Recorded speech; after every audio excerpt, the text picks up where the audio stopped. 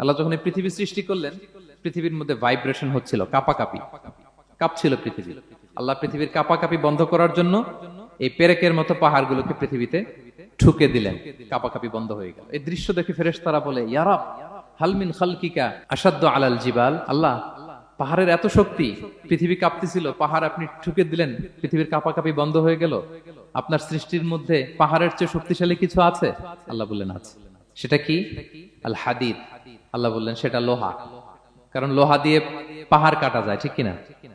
লোহার কথা শুনে ফেরেশতারা অবাক, লোহা পাহাড়ের চেয়ে শক্তিশালী? ফেরেশতারা প্রশ্ন করলো, ইয়া রাব্বি হাল মিন খালকিকা আশাদ্দু মিনাল হাদিদ। তাহলে আপনার সৃষ্টির মধ্যে লোহার চেয়ে শক্তিশালী কিছু আছে? আল্লাহ বললেন আছে। কি সেটা? আন্নার, আগুন। কারণ আগুন লোহাকে কি করে? গলিয়ে ফেলে। ফেরেশতারা শুধু অবাকই হচ্ছে। ফেরেশতারা বলে, আগুনের চেয়ে শক্তিশালী কিছু আছে? আল্লাহ বলে আছে, আলমা, পানি। কারণ আগুনে দাউ দাউ করে জ্বলে ওঠা আগুনের মধ্যে পানি দিলে আগুন অস্তিত্ব হারায়।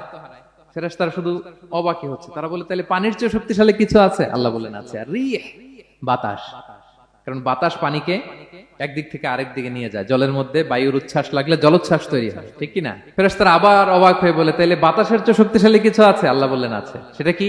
বলতেছে বনি আদম। ওই মানুষ শক্তিশালী যে গোপনে দান করে, এত গোপনে যে ডান হাত কি দান করলো, বাঁ হাত সেটা টের পায় না। পড়েন সুবহানাল্লাহ।